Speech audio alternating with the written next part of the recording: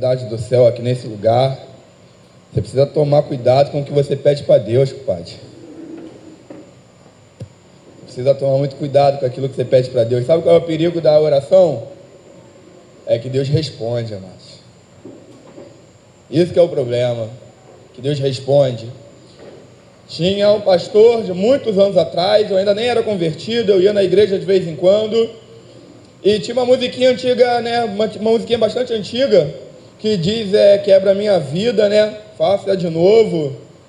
E a esposa do pastor nunca cantava, ela nunca cantava essa música. E aí perguntaram para ela, por que você não canta, pastor? Ela, você está maluca? Eu vou pedir para Deus quebrar minha vida? Se eu pedir, Ele vai quebrar. E é isso, amados. Uma vez eu fui ministrar numa igreja, aí o tema lá que eles fizeram no congresso deles era venha o teu reino. Aí estava grandão, escrito assim, venha o teu reino, e tinha um trono imenso, parecia até um carro alegórico de samba. Tinha um trono imenso no meio assim do altar. Aí eu falei, pô, gostei, cara, gostei do tema, eu gosto muito de falar sobre o reino de Deus, e vocês querem que o reino venha, né? E falei, só que o problema é que querer que o reino venha é uma coisa, estar preparado para a vinda desse reino é outra, porque todos aqueles que não foram achados com as vestes adequadas foram postos para fora, amados, do banquete do rei na parábola. Então, antes de você simplesmente querer que o reino venha, assegure-se de estar na posição que o reino de Deus requer da tua vida. Porque senão o reino de Deus vai vir, não vai ser bom para tu não, vai ser correria para o teu lado. Eu falo o seguinte, a gente não entendeu muita coisa, como eu falei ontem, né? Eu encontrei Dari, né? Dari estava indo embora, eu falei, Dari, tá indo embora mais cedo dessa vez? Ele falou, tô indo embora, você estava muito brabo ontem. Eu bom, eu sou ruim, eu mal, sou pior ainda, Márcio. Me botaram, tadinho, ontem para pregar para uma porção de adolescente. Eu falei, o problema foi de quem me chamou, não estou nem aí para a idade de vocês. Entendeu? Eu prego para cristão, filho. É uma palavra só que eu tenho. Se você veio na escola de profetas pela segunda ou pela terceira vez, tu já percebeu que eu falo sempre a mesma coisa, né? Eu não tenho outra palavra, não. Deus só me deu uma palavra. A um Deus deu 5 talentos, a outra Ele deu 10, e a outra Ele deu apenas 1. Eu fui que ficou só com talento. Só com talento. Amém por isso. Então, nós estamos pedindo, querendo algumas coisas, sabe, para Deus, que na verdade Ele não faz por misericórdia, amados. Ele não faz porque Ele nos ama, porque Ele sabe que nós não estamos prontos para algumas coisas que nós temos pedido a Ele. Eu acho que eu falei aqui, em algum desses dias, que nós estamos orando por coisas que nós deveríamos estar nos posicionando. Você está pedindo algumas coisas que não acontecem na tua vida, não é por falta de oração, é por falta de posicionamento da tua parte, cara. Fé não é você dizer que você crê em Deus, amados. Fé não é você dizer que eu acredito em Deus. Não, eu acredito em Deus, eu tenho fé que Deus vai fazer. Isso não é fé. Fé é quando você diz, eu sei que Deus vai fazer, por isso eu estou me adiantando. É o que Elias faz.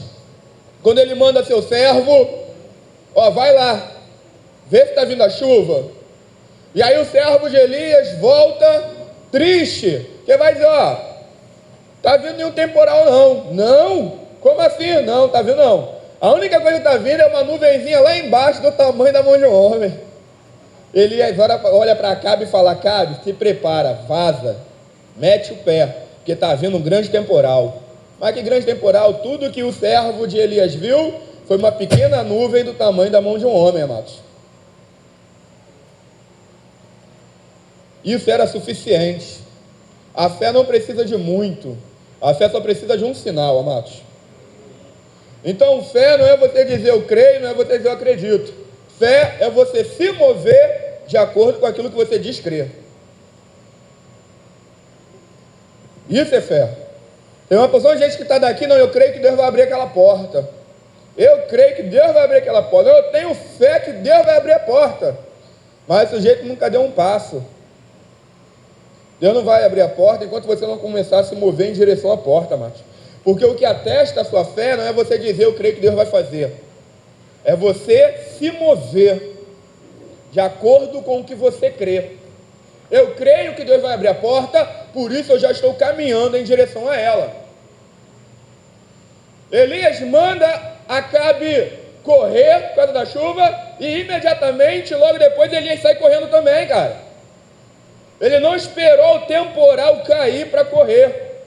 Ele teve um sinal, uma pequena nuvem do tamanho da mão de um homem, isso era suficiente, pronto, já, aquilo ali me basta. Então deixa eu me adiantar. Tem irmão aqui que Deus já deu sinal, que Deus já deu até pedrada na cabeça, e irmão não sai do lugar, pai. O irmão está querendo ver, igual o Tomé, né? Está precisando ver.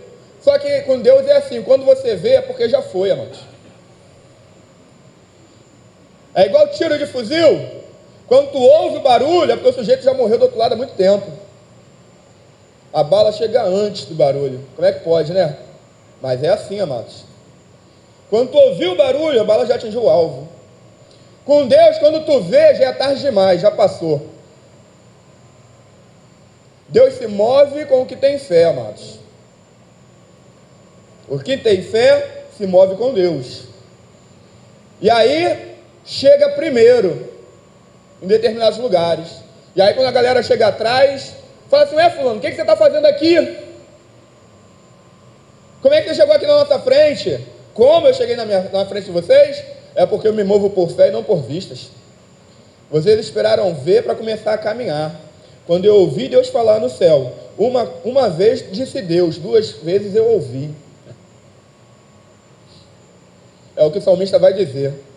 Uma vez disse o Senhor, 2 vezes eu ouvi. Enquanto vocês esperaram ver para se mover, quando o Senhor disse que Ele iria fazer, eu já me adiantei. Porque se Ele disse que Ele vai fazer, com toda certeza Ele vai fazer. Por isso eu cheguei na frente. Porque eu criei na palavra, não naquilo que os meus olhos estavam vendo.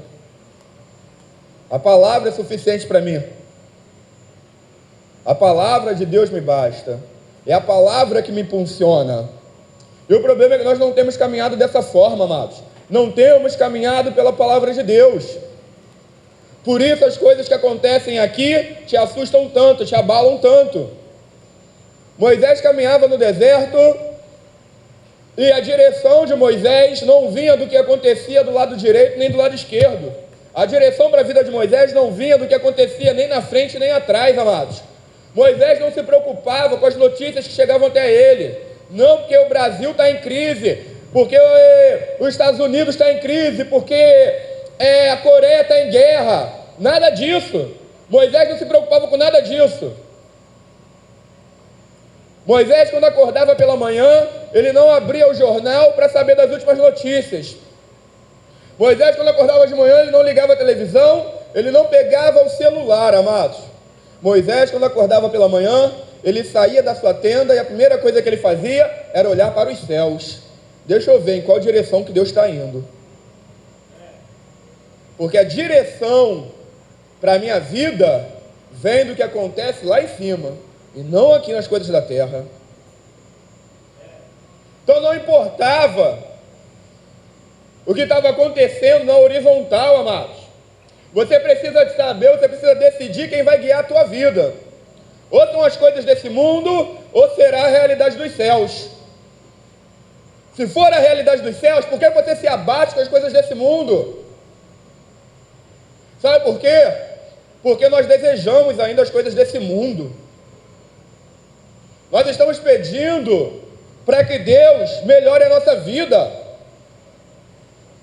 O Evangelho não trabalha com homens melhorados, amados, esqueça isso. O Evangelho trabalha com homens que nasceram de novo.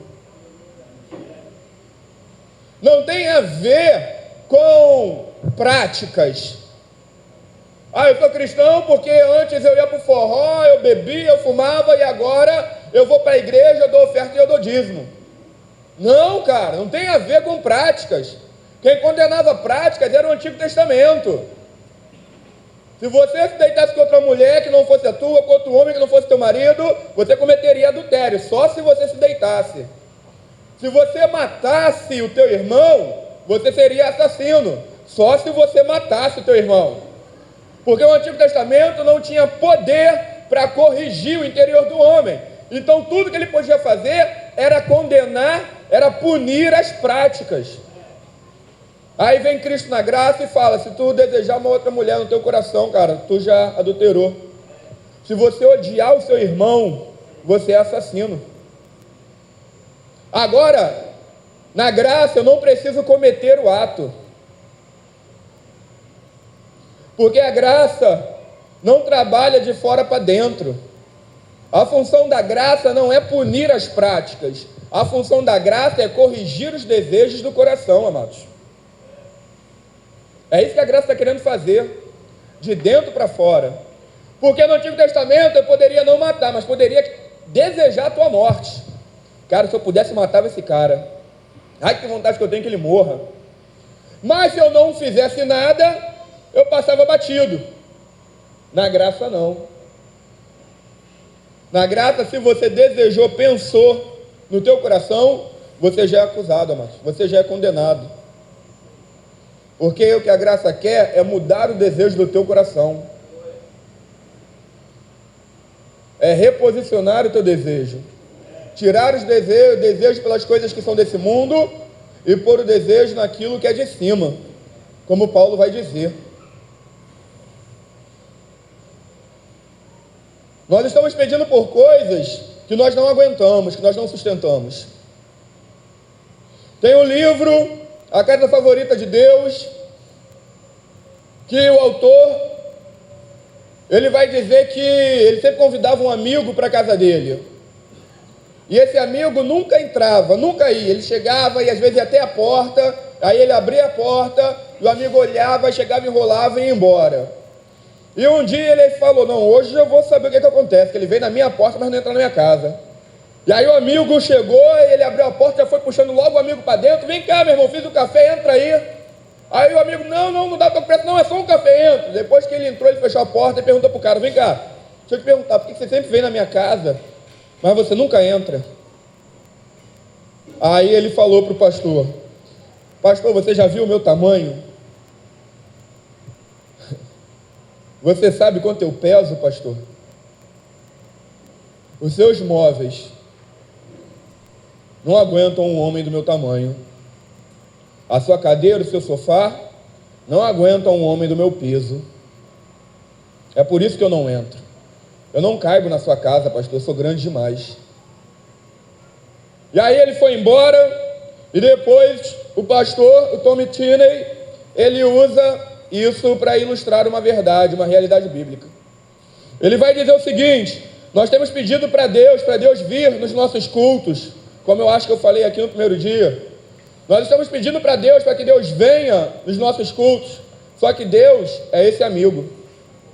Ele chega nas nossas igrejas, só que Deus não olha as nossas cadeiras. Salmo 103, Ele conhece a nossa estrutura. Deus olha para a nossa vida, amados. E ao olhar para a nossa vida, ao olhar para a nossa estrutura, Deus se retira. Por quê? Porque Ele é pesado demais. E nós não estamos preparados para comportar o peso de Deus. Nós não temos estrutura para suportá-lo, amados. Então nós estamos pedindo: Deus, vem nesse lugar. E Deus fala: cara, eu quero muito ir. Mas enquanto vocês não estiverem preparados para aguentar todo o peso da minha glória, eu não posso descer sobre vocês. E qual seria o peso da glória de Deus? Será que nós podemos medir, mensurar esse peso de alguma forma? Sim, podemos, amados. É só olharmos para Êxodo. É só olharmos para o povo acampado ao redor do Monte Sinai. A palavra vai dizer que quando Deus se revelou lá em cima sobre o Monte Sinai, todo o monte tremia e fumegava. Agora imagina o que é um monte tremendo. Quando você sair daqui, que você tiver internet, você coloca aí no Google aí do seu celular, Monte Sinai. E você vai ver o tamanhinho do monte que tremia quando Deus descia sobre ele. E você acha mesmo que a gente está preparado para a presença de Deus, amados? Aquele povo sabia quem era Deus. Aquele povo olhava lá de baixo, ao ver uma nuvem espessa no alto do monte, ao ver raios, relâmpagos, o monte tremendo, o povo olha e fala: Moisés, sobe tu e fala com Deus, a gente vai ficar aqui embaixo, Moisés. A gente vai subir não, Moisés. Sobe você, vai lá, Moisés, tu que é o cara.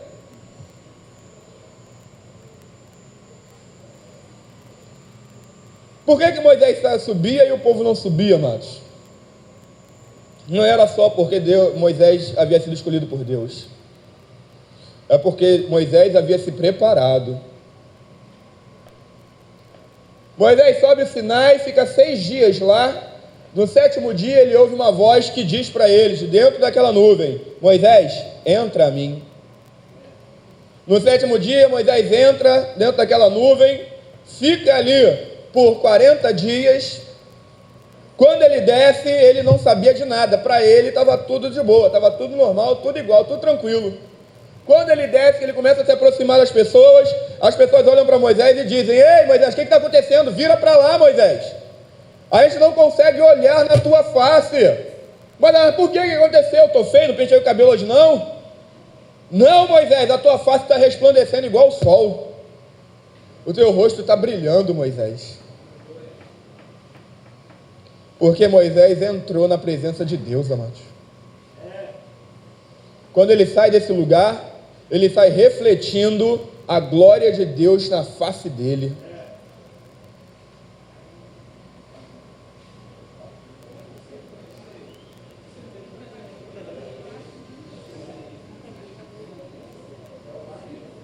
Tem algo que a gente fala que é o seguinte, né? Vocês já devem ter ouvido. A gente prega e fala: nenhum homem pode ver a face de Deus. Quem já ouviu isso? Nenhum homem pode ver a face de Deus. Não, Deus falou com Moisés que homem nenhum pode ver a face dele. Mentira, amados. Deus nunca falou com Moisés que homem nenhum pode ver a face dele. Por isso Paulo vai dizer que aquele que tirar ou aquele que acrescentar seja anatema. Porque você faz uma confusão do caramba quando você tira algo do texto. Deus nunca falou com Moisés que homem nenhum pode ver a face dele. O que Deus falou com Moisés foi o seguinte: homem nenhum verá a minha face e permanecerá vivo. Mas Deus nunca falou que homem nenhum pode ver a face dele. O que Deus está querendo ensinar? O que Deus está querendo passar? Ele vai dizer o seguinte: se você estiver disposto a morrer, eu estou disposto a te revelar a minha face.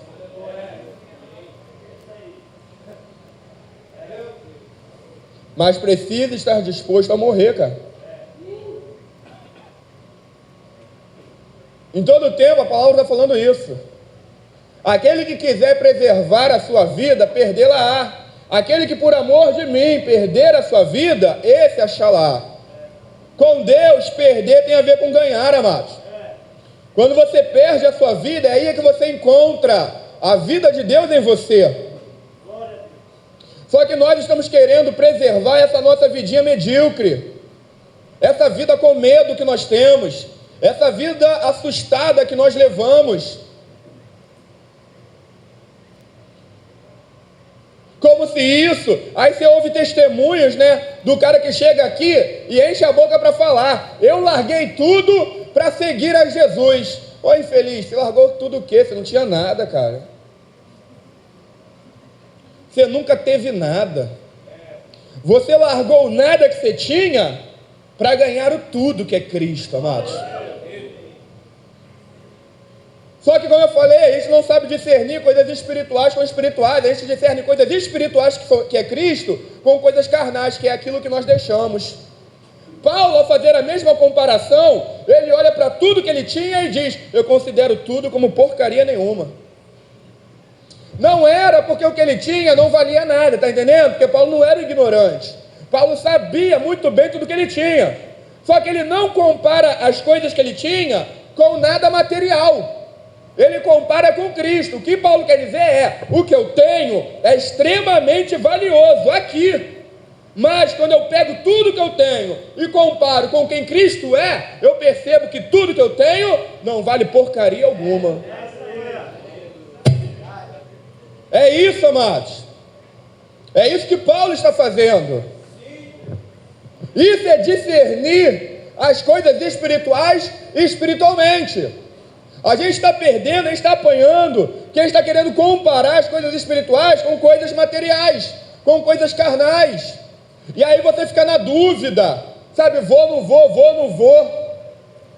Por isso que hoje existe um evangelho superficial, um evangelho que agrada a tua carne, um evangelho que te promete coisas, igual Satanás prometeu a Cristo no deserto. Só que diferente de nós que estamos abraçando, Cristo rejeitou a tudo, Ele recusou tudo. Satanás falou: tudo isso eu te darei, se prostrado me adorares. E Cristo rejeita, amados. E a gente está abraçando. Nos é ensinado hoje, nos nossos cultos, como vencer na vida. Mas o Evangelho já fala como vencer na vida. Aquele que perder a vida por amor de mim, achará. E eu falo: eu nunca vou pregar para que você vença na vida. Você nunca vai ouvir uma pregação minha que te ensine a vencer na vida. A minha preocupação, amados, não é que você vença na vida. A minha preocupação é que você não perca na morte. Não vai adiantar você vencer na vida se você perder na morte. A promessa é a seguinte: aquele que perseverar até o fim, esse será salvo.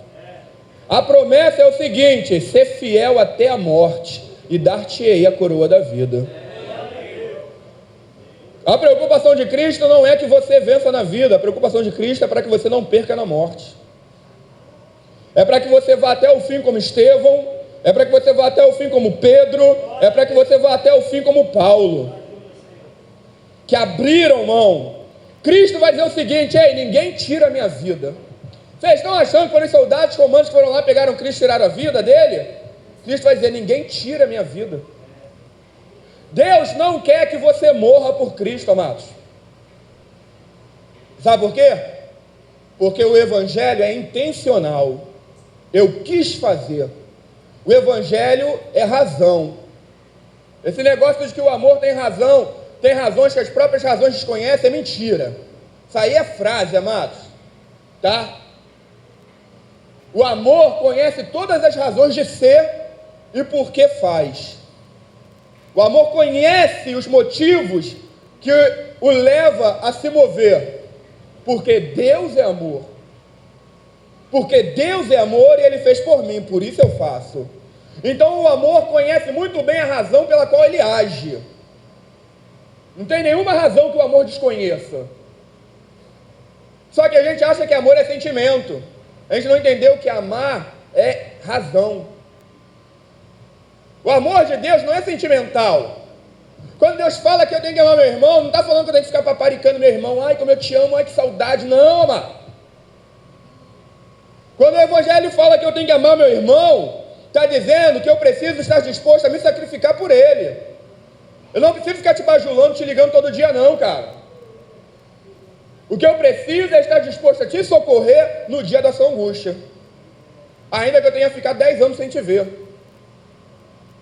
Então o Evangelho é intencional. Deus não quer que você morra pelo Evangelho. Porque morrer é algo que você não escolhe, morrer é algo que acontece. Principalmente se você morar no Rio de Janeiro. Pode acontecer a qualquer momento. Crente lá tem que ser crente mesmo, pai. Porque nunca sabe que hora que vai morrer. Então, se de repente o cara saiu para comprar 1 litro de leite, o cara não queria morrer, foi atingido por uma bala na cabeça, morreu. O que Deus quer é que você dê a sua vida pelo Evangelho. Ou seja, conscientemente eu escolhi dar a minha vida pelo Evangelho. Vai me matar? Vou, então pode matar. Porque eu quero dar a minha vida pelo Evangelho. Então Cristo vai dizer: ninguém tira a minha vida, eu a dou. Eu a que estou dando. Não é que pegaram Cristo sem Ele querer, não, amados. Não é que pegaram Cristo em surpresa, não. Ele fala com Pedro: Pedro, guarda a tua espada. Se eu quisesse, eu oraria ao Pai, Ele mandaria milhares e milhares de anjos aqui para me livrar agora. Tá? Se preocupa com isso não. Eu vim, foi para isso mesmo. Então não são eles que estão tirando a minha vida. Eu escolhi dar a minha vida. É um ato intencional, é um ato consciente, amados. E assim deve ser a nossa vida com Deus. Tem o pessoal que às vezes a gente prega, aí a gente fala: se você é tal, se a pregação for para você, vem aqui na frente, quero orar por você. Aí depois fica o pessoal: não, pastor, eu queria ir lá na frente, mas é que eu não senti. Tu quer sentir? Vou orar para o mesmo anjo que enfiou a espada na coxa de Jacó, enfiar na tua costela também. Tu vai sentir até a alma saindo do corpo. Tu quer sentir, não quer? Então tu vai sentir, pô. Não tem sentimento, amados. Esquece isso. A gente romantizou muito o Evangelho. Romantizamos muito o Evangelho. E agora Deus parece que Ele é um gatinho fofinho, que você quer agarrar na bochecha de Deus e falar: ai, que cuticute. Não, cara, isso não vai acontecer não. Deus é um leão feroz, violento, furioso. A palavra vai dizer que Deus é terrível, amados. Uma vez eu estava no Mato Grosso, e aí me chamaram, eu fui ministrar lá, e estou vendo lá o pessoal, pô, legal pra caramba, bacana. E acabaram, quando passaram o microfone para mim, eu fui orar. Aí eu não sabia, né? Depois, quando eu fui jantar à noite, foi que o pastor estava falando comigo. Aí o pastor falando comigo: pastor, quando você começou a orar, com 5 minutos da tua oração, eu já estava que nem um doido no meu celular. Eu falei: fazendo o quê, pastor? Procurando algum outro pregador, porque eu falei: esse cara não vai pregar na minha igreja, não. E eu fiquei procurando. Eu falei: esse cara vai pregar na minha igreja, não. E eu ia para lá, ficar 3 dias ministrando lá. Aí falou: com 5 minutos eu orando, pastor. Porque eu estava orando e falando: Deus, tu és violento. Deus, tu és furioso, ó Pai. Revela a tua fúria nesse lugar.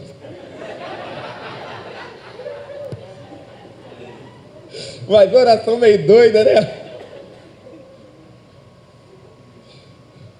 Então, por isso que eu falo: mas quando eu tô mal, eu sou pior ainda. Porque eu tô mal, cara. Eu estou querendo ter um encontro com Deus igual Jacó no Val de Jaboque. Vou sair no tapa com o anjo mesmo, pai. Vou,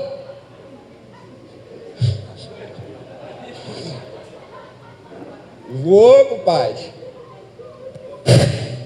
Eita, agora, aí, ó. Pode vir, anjo. Eu quero um encontro com Deus que me marque, cara. Eu quero um encontro, eu preciso de um encontro com Deus que me transforme radicalmente, sabe? Eu preciso. Eu olho para a vida que eu levo hoje e eu falo: Deus, eu preciso mudar, Pai. Eu não posso ser esse crente miserável que eu sou, não, Pai. Eu não quero continuar servindo Deus assim, amados. Eu não quero. Se para você tá bom, mas lembra que Deus vai vomitar um morno. A gente não entendeu o que é ser cristão. Você não é cristão porque você frequenta uma igreja. Você não é cristão porque você prega ou canta no louvor. Você não é cristão porque você dá oferta ou dá dízimo. Você não é cristão porque o seu nome está rolado no hall de membros da tua igreja, não, cara. Nada disso faz você ser cristão. A palavra cristãos foi usada a primeira vez em referência àqueles crentes, aos discípulos de Jesus. Olharam para eles e falaram, se eu não estiver enganado, eu acho que foi em Antioquia que isso aconteceu pela primeira vez, que chamaram eles de cristãos. Porque ao olhar para eles, viram neles pessoas iguais a Cristo. Eles são seguidores daquele homem. Por isso são cristãos, porque são iguais a ele. Amado, eu tenho uma raiva, quer ver, amado? Vontade de jogar mais 5 cadeiras para o alto. É quando eu ouço o cara lá na frente falar, não, quem é dizimista fiel aqui? Levanta a mão. Deus não está nem aí se tu é dizimista fiel, amado. Deus não está atrás de dizimista fiel. Deus está atrás de cristão fiel. Cristão fiel, amados. É isso que Ele quer. Se você for um cristão fiel, você vai ser fiel em todas as áreas. Mas dentro da igreja a gente inventou essa história, né, de dizimista fiel, que é para o cara que dá o dinheiro dele. Não vai adiantar você ser um dizimista fiel se tu for um crente canalha, miserável, compadre. Não vai adiantar. O seu dízimo não compra um lugar para você no reino de Deus. Deus não se impressiona com o seu cartão de dízimo preenchido de janeiro a dezembro, mais 13º. Amados, quem quer muito de você é religião. A religião espera muito de você. Deus não se contenta com menos do que tudo de você, amado.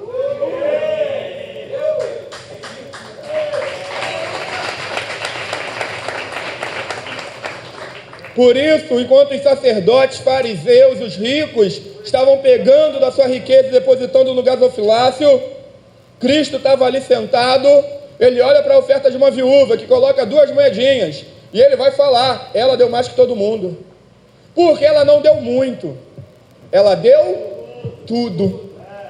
Não tem a ver com valor, amém? Não tem a ver com valor, não tem a ver se é R$1.000, se é R$500 ou R$10.000. Tem a ver com entregar tudo. De repente você está dando R$100 que para você não faz falta. O irmão que está dando 10 é tudo que ele tem. A oferta dele é maior do que a tua. Porque ele deu tudo. E outra, dar tudo não é só dar dinheiro não.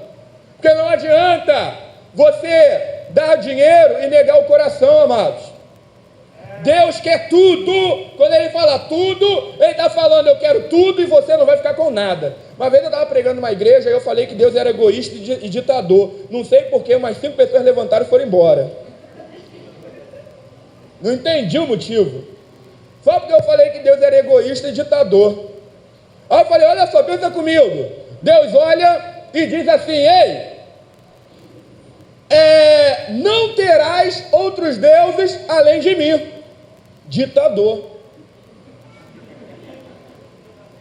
Ditador. Não terás.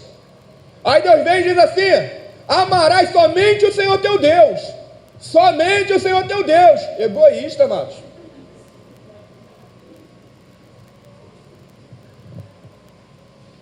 Isso é só para nos fazer pensar, né, cara? Para tu entender, se fosse num conceito terreno, era isso que Deus seria, não é verdade? Egoísta e ditador, pai. Só que Deus não é egoísta nem ditador, tá bom? Deus é soberano, amados. Quando Deus pede para que você o adore, não é porque sem a sua adoração ele fica triste, tá? A sua adoração não muda um cisco em Deus. A sua adoração ou a falta dela não faz Deus nem piscar, amados. Então por que Deus exige adoração?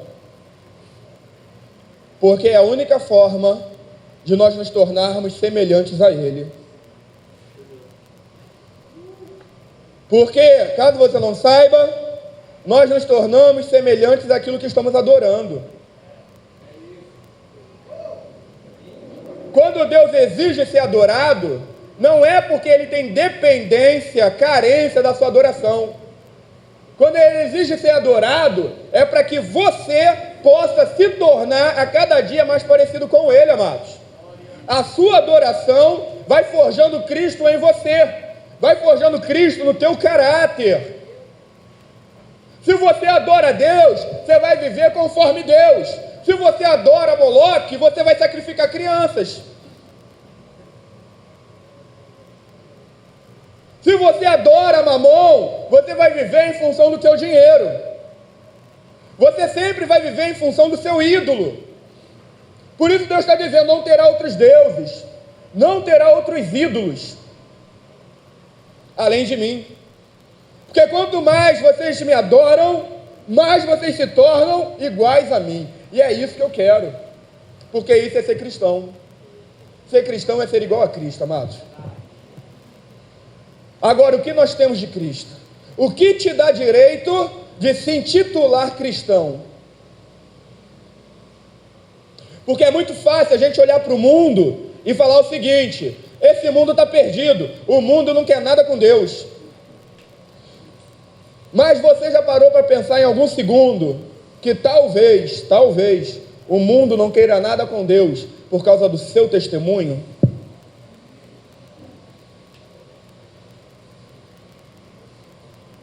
Só que a gente é arrogante demais para pensar isso, mas a gente é vaidoso demais, somos presunçosos demais. Então é melhor olhar e falar, esse mundo está perdido, o mundo não quer nada com Deus. É melhor falar que o mundo não quer nada com Deus do que assumir que o mundo não quer nada com Deus, porque nós temos fracassado no nosso testemunho.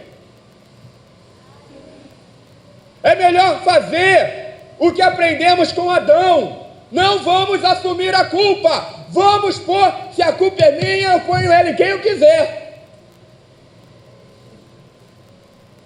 A culpa então é do mundo. O mundo não quer nada com Deus. Mas que Deus é esse? Que aqui dentro tem raios, relâmpagos e trovões.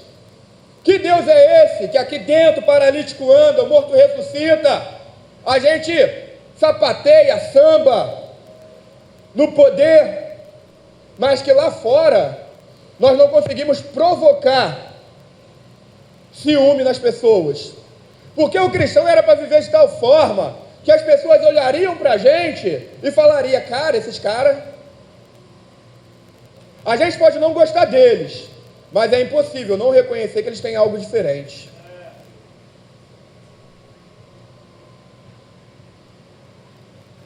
Poder a gente quer, altar a gente quer, microfone a gente quer, mas ser sal e luz a gente não quer, amados.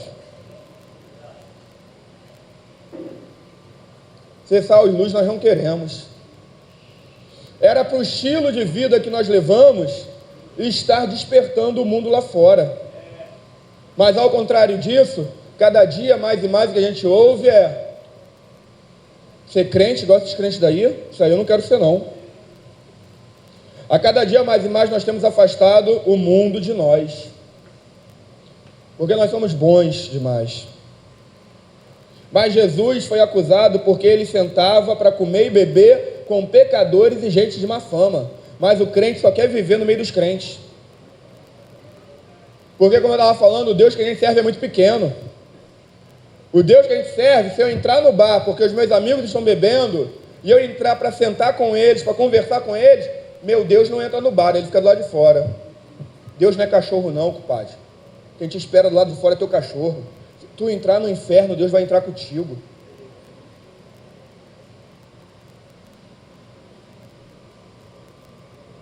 Nós não entramos, sabe por quê? Porque nós não estamos preparados. Nós não temos estrutura. Nós não estamos firmes o suficiente na rocha. Sabe onde nós estamos firmes? É em todas as promessas que Deus nos fez. É nisso que estamos firmados, nas promessas. Não naquele que prometeu. Porque se estivéssemos firmados nele, nada nos abalaria, amados. Nós não teríamos medo de demonstrar a nossa fé. Não nos encolheríamos diante do mundo. Não nos calaríamos diante do mundo. O que falta é vida de Deus em nós. Não é palavra. Aí, eu falo o seguinte, sabe qual é o problema do crente? Tem pessoal que fala assim, não, mas crente não lê a Bíblia. Eu falo, pelo contrário, o problema do crente é que o crente lê a Bíblia. O problema do crente é que o crente lê a Bíblia. Mas pastor, como assim? Não era para ler não? Nunca foi para ler. Nunca foi pra... Pegou, irmão? Nunca foi para ler, amados. Sempre foi para meditar. Você não lê a Bíblia, você medita na palavra. Você medita para aprender e aprende para aplicar. Se não for dessa forma, a palavra de Deus não muda nada na tua vida. Satanás também conhece a palavra de Deus, e daí? É meditar. Meditar fala de gastar tempo. Lê, você lê revista. Lê, você lê jornal. Lê, você lê um livro. Na palavra de Deus você medita. Meditar, amados, significa pensar sobre o que eu estou lendo. Isso é meditar. Pensar sobre o que eu estou lendo. Esquece esse negócio de querer ler a Bíblia toda em um ano. Isso não vai mudar nada a tua vida. Quer dizer, vai mudar, vai fazer você ficar chato pra caramba. Todo mundo que lê a Bíblia toda em um ano, depois sai e fala, li a Bíblia toda em um ano. E tu já leu a Bíblia? Eu li a Bíblia toda em um ano. O cara fica chato pra caramba. Lê a Bíblia em um ano, só vai fazer bem pro teu ego. Só para isso. Quer aprender a Bíblia? Quer aprender a palavra de Deus? Leia os evangelhos um ano. Fica lendo e relendo. Mateus, Marcos, Lucas, João, aí volta Mateus, aí vai lá João, Marcos, Lucas, Mateus. Vai um ano, fica um ano lendo Salmos, fica um ano lendo Provérbios, fica um ano meditando no livro no Pentateuco, fica um ano lendo Isaías, fica um ano lendo as epístolas de Paulo. Você vai aprender muito, isso vai agregar muito mais na tua vida, mano. Porque passar um ano lendo e relendo, você vai estar fazendo isso, você vai estar meditando, cara. E aí você vai entender coisas.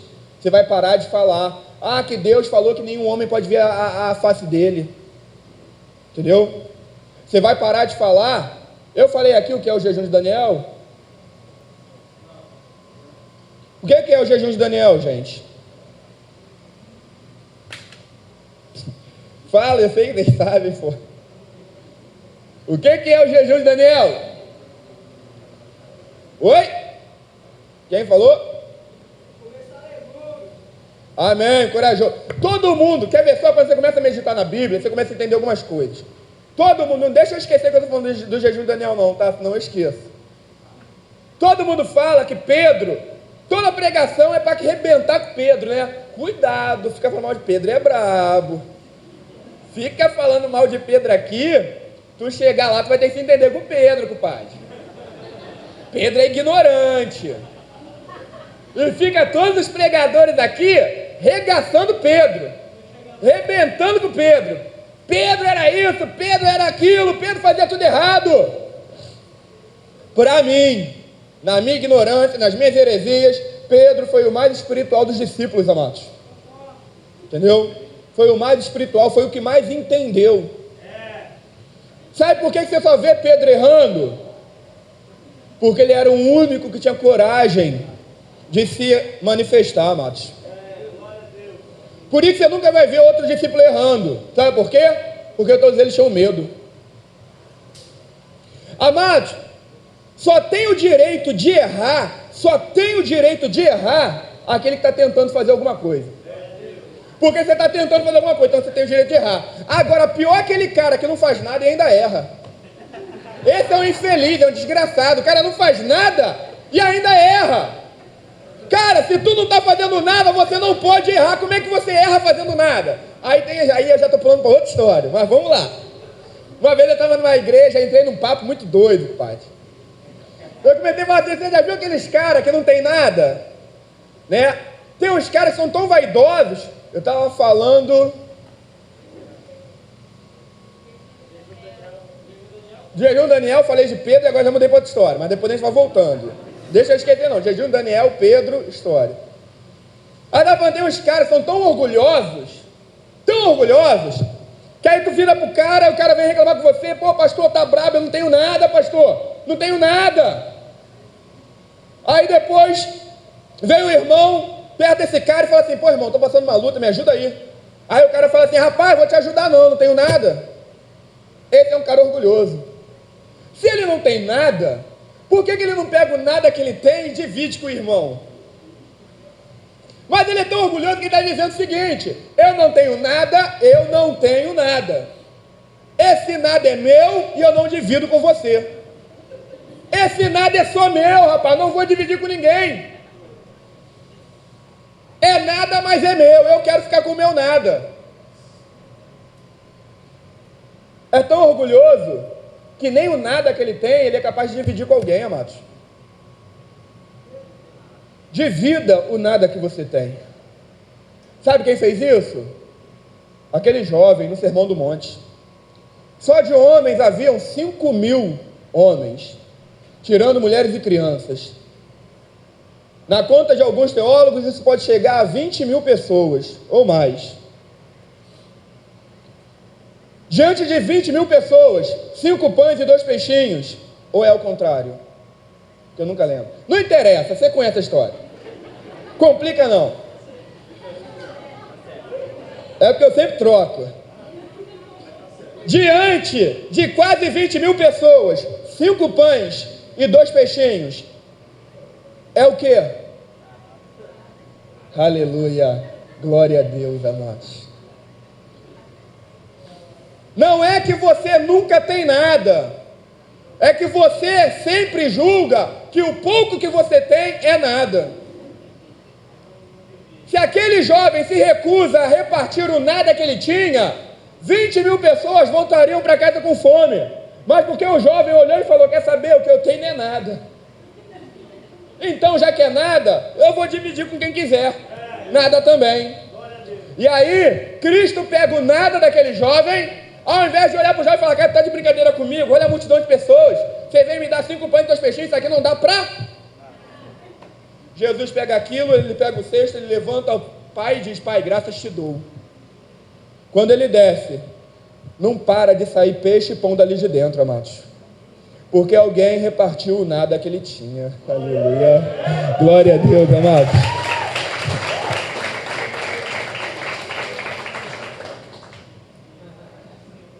Para de achar, você não está entendendo, para de achar que o pouco que você tem é nada. Aí voltando para Pedro,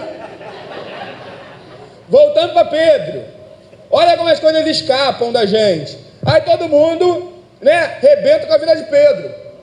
Só que Pedro era o único cara que se manifestava, que não tinha medo. Pedro é o cara que, quando Cristo pergunta, uns dizem que eu sou Moisés, outros dizem que eu sou Elias, vocês quem dizem que eu sou? Todo mundo quieto. Pedro é o único que vem e: tu és o Cristo, o Filho do Deus vivo. Bem-aventurado és tu, Pedro, porque não foi nem carne nem sangue que te revelou isso, mas o Pai que está nos céus. Aí logo embaixo, Pedro dá uma vacilada, né? Cristo está falando que vai para Jerusalém, que ele tem que ser crucificado. Aí Pedro entra na parada de novo. Ei, de forma alguma, eu morrerei em teu lugar. Pedro, tu não pode salvar ninguém, Pedro. Tu não pode morrer no meu lugar. Você não tem capacidade de salvar ninguém, Pedro. O único que é salvador aqui sou eu, Pedro. Aí Jesus olha para Pedro e fala: ó, para trás de mim, Satanás. Jesus, a gente fala que Jesus repreendeu a Pedro, não é? Jesus nunca repreendeu Pedro, porque a gente lê sem meditar. Jesus repreende Satanás na vida de Pedro, amados. Para trás de mim, Satanás. Tu não cogita nas coisas de Deus, mas na dos homens. Depois, Jesus está pregando, está ensinando que ele é o pão vivo que desceu do céu. Uma multidão ouve aquela palavra, não entende, e olha para Jesus e diz: duras são essas palavras, quem pode suportá-las? A multidão pega e vai embora. Jesus vira para os 12: e vocês, não querem ir com eles também não? Não estão satisfeitos? Ó, se adianta, mete o pé, pode ir agora. Aí os discípulos ficam todos, e agora? Um olha para a cara do outro. Aí vem quem de novo? Pedro: mestre, para quem iremos nós? Só tu tens as palavras de vida eterna. Sempre Pedro, amados. Jesus caminha 3 anos com esses caras. Jesus reparte o coração dele com esses caras. Os caras veem Jesus fazendo coisas que na Bíblia não foi capaz de escrever, amados. Vão prender Jesus, todo mundo foge. Olha que discípulos frouxos. Eu já falei com os caras lá da igreja, ó, se vierem me prender, vocês correrem, é bom correr e não aparecer na minha frente mais não. Porque eu estou andando esse tempo todo aqui com vocês, para quando alguém vier botar a mão em mim, vocês não fazerem nada. Pedro é o único que pega a espada, arranca e dá mesmo na cabeça do fulano lá, compadre. Sem medo. Pedro foi o único que quis defender o seu Senhor.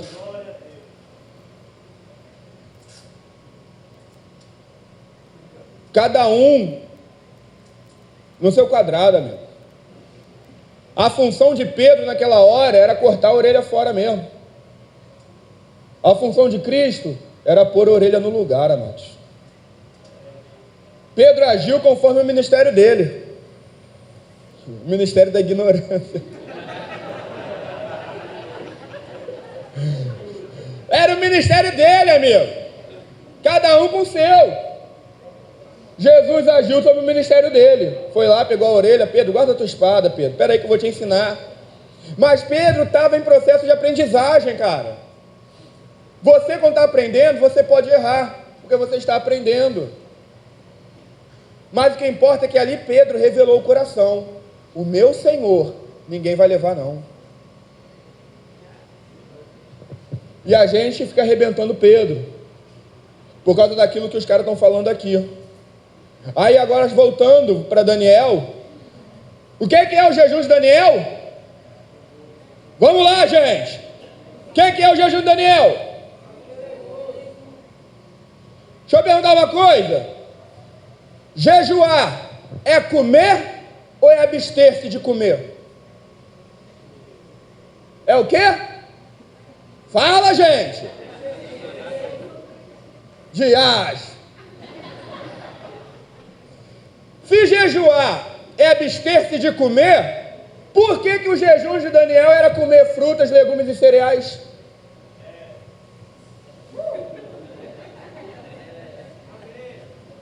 Se jejuar nunca foi comer. Se jejuar é abster-se, é deixar de comer. Porque a gente lê e não medita. Não somos como os crentes bereanos. Não vamos examinar o que diz a palavra. E aí vem uma porção de papagaiada aqui, falar, vamos fazer o jejum de Daniel. Vamos ficar sem comer carne. Vai ficar sem comer carne você, filho. Eu vou comer picanha. Come lá verdura, vai comer abacate, vai comer mamão, vai comer melão. Amados, o jejum de Daniel não era comer frutas, legumes e verduras e cereais. O jejum de Daniel era não comer a comida que era oferecida pelo rei.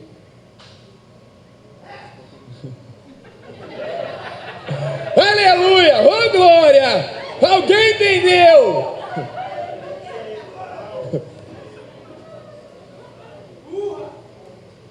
O jejum de Daniel foi rejeitar aquilo que a Babilônia estava oferecendo.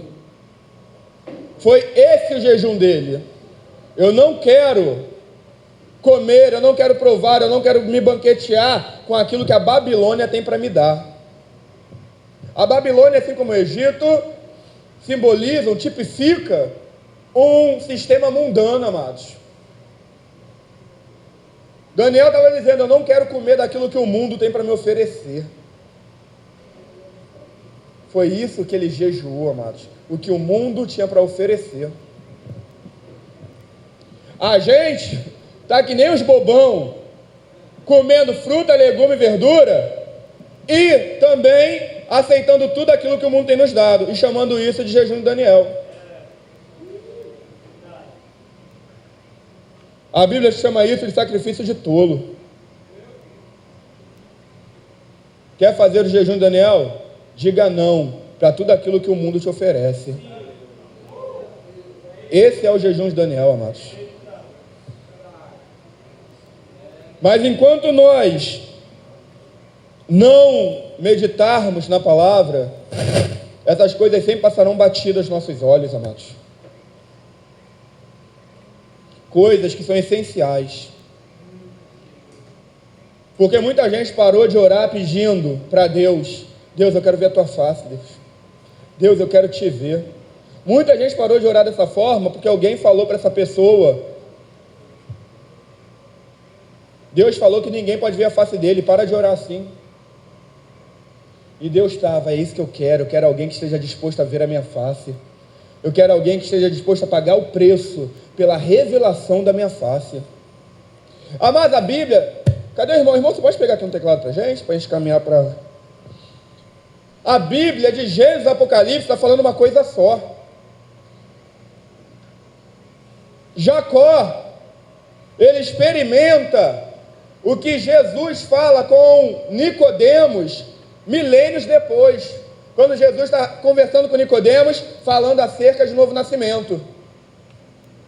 Jacó experimentou isso, porque Jacó teve a vida transformada. Novo nascimento é ter a vida transformada, cara. Então Deus já estava trabalhando o novo nascimento desde lá do Antigo Testamento, cara. Desde o Antigo Testamento. Não mudou. Por isso você precisa ler a Bíblia toda, para que você venha entender o que Deus está requerendo da tua vida. Cara, Ele está requerendo muito mais do que você tem dado para Ele. Deus está querendo muito mais de você.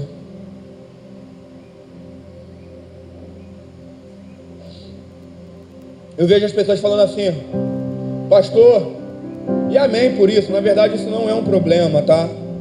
Eu vejo as pessoas falando: pastor, eu quero ser pastor, eu quero ser apóstolo, eu quero ser profeta, eu quero ser missionário. Sabe o que eu nunca ouvi alguém dizer? Pastor, eu quero ser igual a Jesus Cristo. Isso eu nunca ouvi, amados. Nunca ninguém chegou para mim e falou: pastor, eu quero ser igual a Jesus Cristo. Paulo, escrevendo aos Gálatas, ele diz o seguinte: meus filhinhos amados, por quem novamente eu sinto dores de parto, até que Cristo seja formado em vós. Paulo não estava discipulando ninguém para se tornar um pequeno Paulinho. Paulo não estava formando pequenos Paulinhos. Paulo estava formando homens e mulheres iguais a Cristo, amados. Sabe por que ele estava formando homens e mulheres iguais a Cristo? Porque Paulo queria que quando alguém olhasse para um discípulo dele, visse no discípulo dele o mesmo que viam quando olhavam para ele. E o que viam quando olhavam para Paulo? Jesus. Paulo vai dizer: não vivo eu, não sou eu quem vivo, Cristo vive em mim. Cristo enche o meu corpo, Cristo enche a minha vida. É Cristo que vive em mim. Eu não vivo para fazer o meu querer, eu não vivo para fazer. Por isso Paulo vai dizer: ei, para mim viver é Cristo, morrer é lucro. Deixa eu te falar uma coisa: para de ficar falando viver para mim é Cristo, morrer para mim é lucro. Morrer só é lucro para quem viveu para Cristo. Se você não viveu para Cristo, morrer vai ser aterrorizante para você. Ei, deixa eu te falar algo. O que descansa, o que habita no esconderijo do Altíssimo, a sombra do Onipotente descansará. A sombra do Onipotente é para quem? A sombra não é para você. A sombra é só para quem habita no esconderijo do Altíssimo, amados. Se você não habita no esconderijo do Altíssimo, você não tem o direito de querer descansar na sombra do Onipotente. É condicional. Habita no esconderijo e aí você pode descansar na sombra. se você não habita. Habitar fala de viver, fala do lugar para onde você volta. O mais importante da missão não é para onde você vai, amados. A gente tem dado ênfase às coisas erradas. O mais importante da missão não é para onde você vai. O mais importante da missão é para quem você volta. Porque se você não volta para Cristo, você perde a referência. Você começa a gerar na tua força, você começa a querer fazer no teu braço. A única forma de não perdermos a referência é voltando sempre para Cristo, amados. Cristo deixava a multidão para ficar sós com o Pai. Nós trocamos o Pai para ficar só com a multidão, amados. A sombra do Onipotente não é para quem visita o esconderijo de vez em quando. Não é para quem vai lá quando não tem nada para fazer. A sombra do Onipotente é direito daquele que habita no esconderijo do Altíssimo, amados. Ou seja, a sombra é para quem fez de Deus a sua morada, o seu refúgio, o seu lugar forte. Você precisa habitar em Deus para que você tenha descanso, para que Deus seja o seu descanso. Como foi dito aqui, se eu não me engano pelo Dario, o descanso não é um dia, amados. O descanso é uma pessoa. Você não descansa por estar sem fazer nada. Você descansa por estar em Cristo.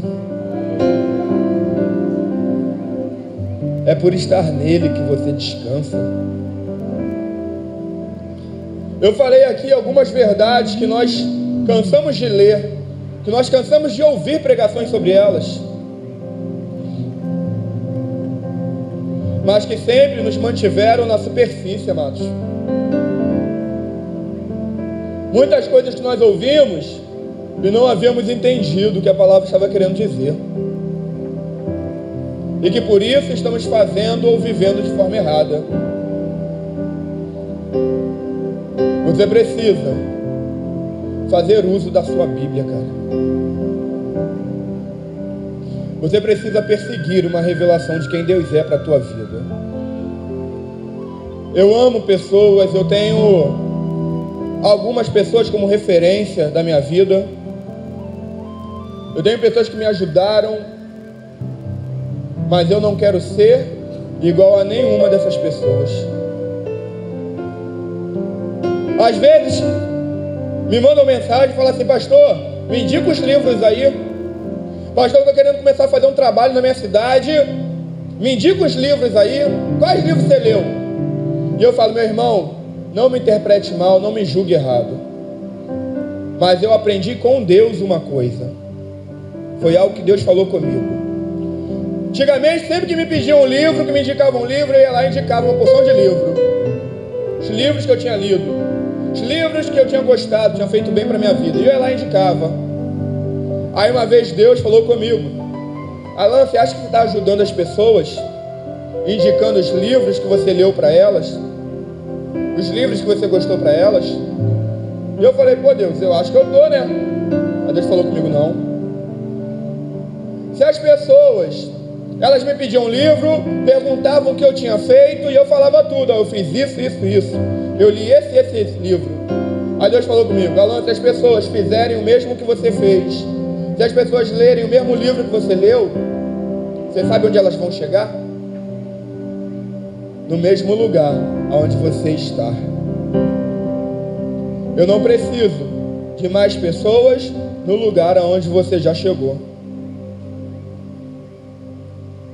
Para de indicar livro para as pessoas. Para de falar para elas a tua experiência. Eu não quero as pessoas fazendo o mesmo que você fez. Eu quero que elas tenham experiências pessoais comigo. Eu quero que elas tracem um caminho diferente do teu, para que elas cheguem em um lugar diferente do lugar onde você chegou. E aí eu falei, a partir daquele dia, hoje quem me pergunta, eu falo, cara, me desculpa, mas eu não indico o livro. Não é porque eu sou metido, não é porque eu sou arrogante, é porque eu quero que você tenha a sua experiência com Deus. Entre numa livraria e ore, que era o que eu fazia. Eu entrava na livraria e orava, e perguntava a Deus, qual livro daqui o Senhor quer que eu leia?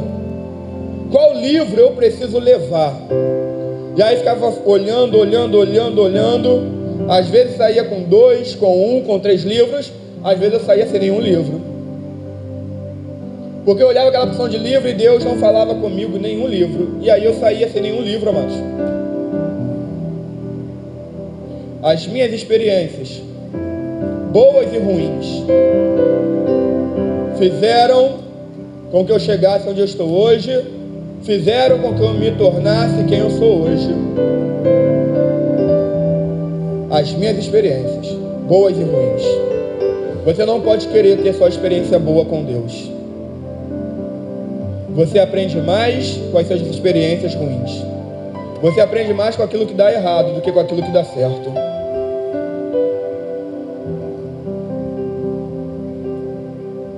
Você não tem direito de escolher o que você quer que Deus faça na tua vida. Você não tem direito de escolher, isso eu quero, isso eu não quero. Você tem que aceitar a vontade de Deus e se submeter a ela, quer goste ou não. Deus não te chamou para você gostar do que Ele faz na tua vida. Deus te chamou para você obedecer ao que Ele faz na tua vida. Não romantize o Evangelho. Não ache que vai ser um mar de rosas. Não ache que vai ser lindo, que vai sempre dar tudo certo, porque não vai. Vai ter dias que vai até parecer noite.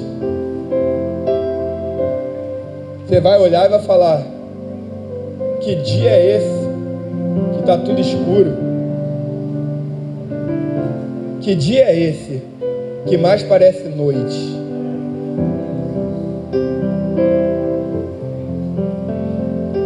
Uma palavra que eu me apego muito quando eu vivo esse tempo. Ainda que eu andasse pelo vale da sombra da morte, eu não temeria. Não é porque o vale não dá medo, porque o vale dá medo. Dá medo. Como eu falei ontem aqui, permita-se sentir medo. Você é humano. Deus nunca condenou a humanidade na Bíblia. Você pode sentir medo, você pode olhar e falar, Senhor, estou com medo. Quem aqui tem filho? Talvez os filhos de alguns já sejam mais crescidos, mas enfim, o que todo pai fala? O que todo pai faz quando o seu filho pequeno olha para você e diz, papai, eu estou com medo. Ou você pega o seu filho no colo e diz, filho, não precisa ter medo não, papai está com você. Ou então você estende a mão para ele e fala, dá a mão para o seu pai. Dá a mão para papai, filho. Deus só está esperando você olhar para ele e dizer, pai, eu estou com medo desse momento que eu estou vivendo. Para que ele possa então ou te pegar no colo, ou fazer assim para você, ó. Me dá as mãos, filho. Você não está sozinho. Ainda que eu andasse pelo vale da sombra da morte, eu não temeria mal algum, porque tu estás comigo. Esse tu não é alguém estranho. Esse tu é o teu pai. Eu não temerei mal algum, porque o meu pai está comigo. Eu não estou sozinho. Contigo eu vou, pai. Contigo eu tenho coragem de ir. Se coloque de pé, amado, em nome de Jesus.